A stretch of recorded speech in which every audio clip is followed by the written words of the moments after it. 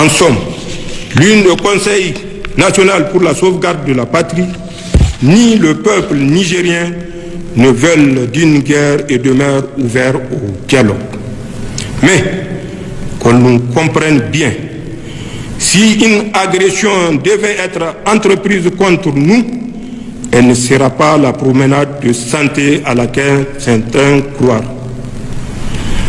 En effet, ils trouveront face à eux 26 millions de Nigériens, les dignes fils de Dunama Dibalami, de Idriss Alaouma, de Mohamed Kosso, de Mohamed Nafarko, de Amadou Tanimoun Kourandaga, de Suleiman Tantintouma, de Kausen Ag Kedda, de Tankasawa Agoragi, de Babari Soba, de Bawa Jangwarzo, de Akazama Ari Kulumba, de Mali Bero, de Ousmane Tanfodio, de Soni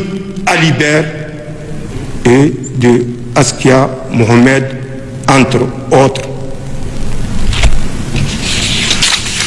Ainsi, fort du soutien de notre grand peuple et avec l'aide de nos frères du Burkina, de la Guinée et du Mali, les forces de défense et de sécurité du Niger ne se déroberont pas.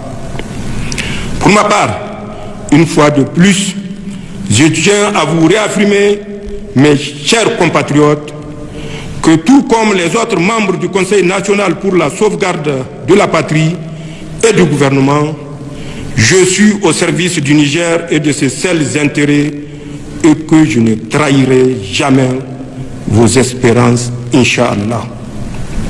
Aussi, conscient de la nécessité de structurer les nouvelles élans de patriotisme qui règnent au Niger, j'engage toutes les forces vives de la nation à travers un dialogue national inclusif.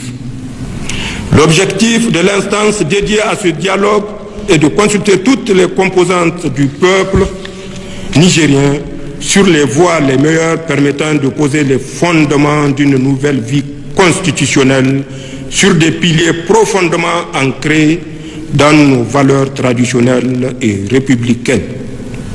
Dans cette perspective, le gouvernement est d'ores et déjà instruit pour prendre les dispositions urgentes en vue de l'organisation de ce dialogue.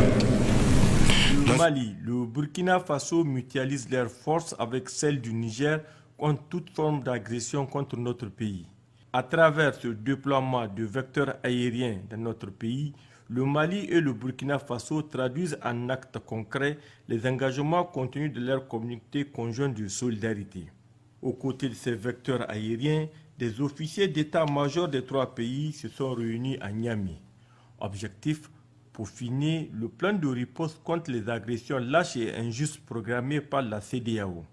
Une CEDEAO devenue aujourd'hui comme un vecteur de propagation de la guerre. Cette rencontre des officiers des trois pays frères matérialise la volonté des dirigeants de nos pays de défendre vaille que vaille le Niger et son peuple contre toute forme d'agression.